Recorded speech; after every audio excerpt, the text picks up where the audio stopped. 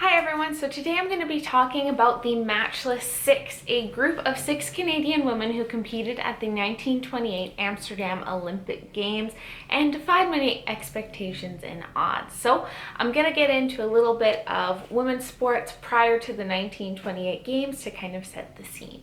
So prior to the 1928 Games, women's participation in the Olympics was fairly restricted and limited to just about a handful of sports, including swimming, diving, tennis, golf, and archery. Now, some sports were also held mostly for entertainment purposes, as some people thought it was entertaining to watch women do things like boxing or play football. And in these events, women didn't receive any medals. It was more for kind of entertainment than the actual performance or participation in the sport. However, with the 1920s, women were getting a lot more freedoms and liberties, so there was a push to have the Olympics have more female events, as women participating in sport was becoming much more popular at this time.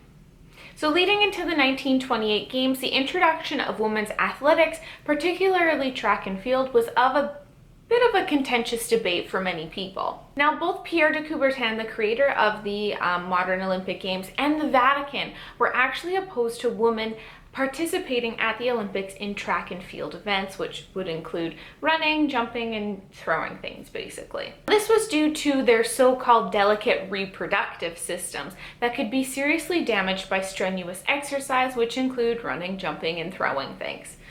Even though nothing about childbirth is delicate, their delicate reproductive systems could be damaged by running 100 meters. But at this time, they were considered delicate creatures that could be irreparably damaged if they participated in too much sport or put too much strenuous activity onto their bodies. And along the same lines, a lot of people didn't think watching women's sports would actually be that exciting or enjoyable to watch because they lacked the strength and stamina to participate in some sports in comparison to men. However, recently, de Coubertin had stepped down from IOC leadership, and with new leadership put in, they decided to include a handful of women's athletic events at the 1928 Amsterdam Olympic Games. So, women's track and field and gymnastics were added to the program. Now on to a little bit of information about the women who are part of the Matchless Six. So at the 1928 Games, Canada sent 92 athletes, with only 7 of them being women. Now out of those 7, 6 were part of the Matchless Six, who were women who competed in track and field events. So here's a little bit about each athlete. I was able to find more information on some than others, so apologies about that, but here they are. So Ethel Catherwood was born in North Dakota but raised in Saskatoon, Saskatchewan. She participated in various sports in high school and in college, including baseball, basketball, and track and field. Now, prior to the Games, while studying in college, she actually broke the world record for the women's high jump. So heading into the Games, she was going to be a big contender for the high jump competition. Next one is Fanny, or Bobbie Rosenfeld, as she would be called, was born in what is now the Ukraine, however emigrated to Canada with her family and settled in Barrie, Ontario. So growing up, she was also a bit of a star athlete as well, playing things like basketball, ice hockey, tennis, and softball. Now, prior to the 1928 Games, she played ice hockey and was one of Canada's best kind of known female athletes. She had also won 2 national basketball championships with her team, the Toronto Young Women's Hebrew Association. The nickname Bobbie was given to her due to her bobbed haircut, which was quite in style at the time. Next one I have is Jane Bell. She was from Toronto, Ontario, and worked as a physical education teacher prior to the Games. She was also a bit of a fairly well-known athlete at the time and played lacrosse. Her father actually nicknamed her Calamity Jane because of how competitive and a little bit clumsy she was. Jean Thompson was born in Toronto, Ontario. She was a bit of a high school track star and along with her future teammates competed in a variety of different sports. She was also very young when she qualified for the Olympics at the age of 17 and would compete at that same age. Myrtle Cook was also from Toronto, Ontario, again a young, gifted, multi-sport athlete who prior to the Games had actually held 6 Canadian titles in the 60 and 100 yards. She also held some Canadian records at this point as well.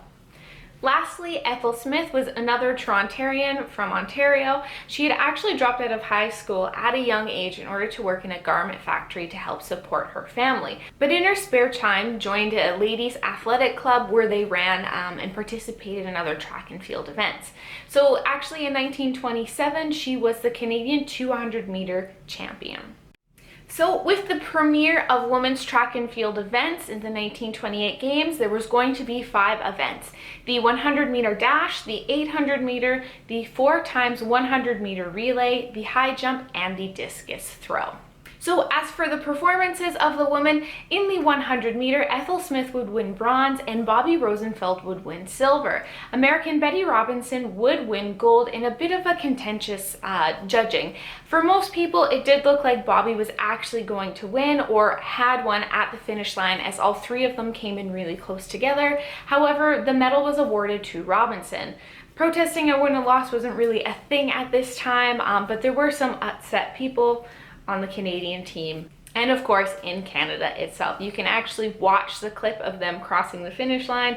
I'm not really too sure because the camera angle changes right at the end, and I'll put the link to the website for the video in the bio below. So in the high jump, Ethel Catherwood competed and ended up winning gold. Her gold is currently Canada's only gold medal in track and field. You can tell that's not a sport Canada excels at very much. Also set a world record of 1.595 meters for the event and was held not for very long. Not only was she a good athlete, but she was also dubbed the Saskatoon Lily, as she was considered one of the prettiest gals who competed at the games. In the 4x100-meter relay, Bell, Smith, Cook, and Rosenfeld raced together to win gold. They also set a record of 48.8 seconds. Jean Thompson competed in the women's 800 meters and came up in 4th place. She was actually possibly not going to compete because of some prior injuries. Rosenfeld also competed in this event but didn't place incredibly high as well. Out of the 15 medals awarded in women's track and field, Canadian women won 4 overall, including 2 gold, a silver, and a bronze. If you tally all the medals together, actually Canada and the US tied for the amount of medals. However, Canada did have more gold medals, so they were the unofficial winner of the women's track and field event for that year. Overall at the Games, Canada won 15 medals, 4 gold, 4 silver, and 7 bronze. The Matchless Six actually won 4 of those medals, including half of the gold medal total for the whole country. So for having the first ever women's athletic events at the Olympic Games, Canadian women dominated the competition and did very well, not only just for Canada, but also in women's sports. Unfortunately, this would be the first and last time for quite a while that many of these events would be held at the Olympic Games, because after the women's 800 meter, most of the athletes, after they crossed the finish line, collapsed or fell onto the ground, mostly due to exhaustion and the fact that they just sprinted and ran an 800 meter race, which, I mean, there's a lot of people who do that even now who fall down after the event. However, Olympic organizers saw this as a danger for all women, and fearing for their health and safety, they restricted the distance that women could compete at the Olympic Games. So the IOC removed all women's events over 200 meters, and this would last until 1960. Now, upon returning to Canada, the Matchless Six, as they were dubbed in many Canadian newspapers and local newspapers in Europe, arrived back to Canada as national heroes. When they arrived at Union Station in Toronto, there were over 200,000 people that watched as they came in on the train and were excited to see them there. There were also big celebrations in different parts of the country, including Montreal and Saskatoon. So the group set a precedent and proved that female athletes did deserve the right to actually participate at the Olympics in athletic events, although it was shortly taken away from them from the organizers of the Olympic Committee. As for the women, I was able to find some bits and pieces about them and what happened to them after the games. Same thing goes, a little bit more on some than others, but here's some information. Ethel Smith, Jane Bell, Myrtle Cook, and Bobbie Rosenfeld were actually inducted into the Canadian Sport Hall of Fame in 1955. Bobbie Rosenfeld was named the Canadian Woman Athlete of the Half Century, along with being one of the best female athletes of her generation in 1949. She would retire due to arthritis, but coached the women's track and field for the Commonwealth Games for the next couple years. Later in 1939, she worked for the Globe and Mail and wrote a column called The Feminine Sports Reel, where she discussed women's sports and was an advocate for them to actually get the chance to participate in them. Myrtle Cook would later move to Montreal, where she also wrote a weekly column for the Montreal Daily Star about women's sports. Later, she was a part of the Canadian Olympic Committee and the Commonwealth Games Committee from 1932 to 1972. Her Olympic career in coaching, management, and as an athlete spanned 11 Olympic Games. Ethel Catherwood continued to compete in athletics and held a couple Canadian titles in javelin and the high jump. However, she retired from sport after a series of injuries and moved to California. Jane Bell would continue being a physical education teacher and later moved to the United States with her husband. Ethel Smith continued her athletics career and eventually, after a little while, retired.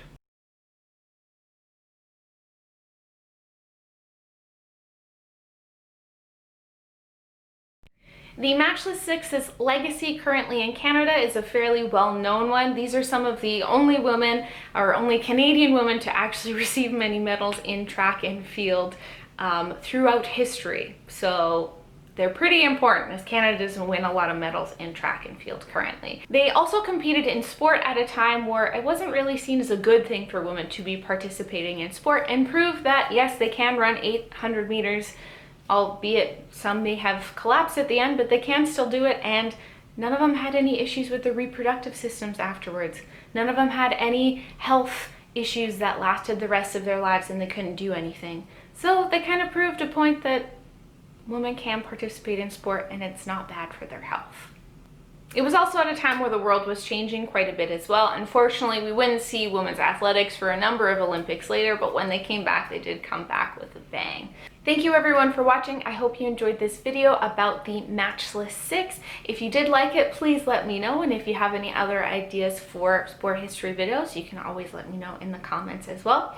And if you want to see more like these, you can always subscribe. So thank you very much and have a safe and happy day. Bye now.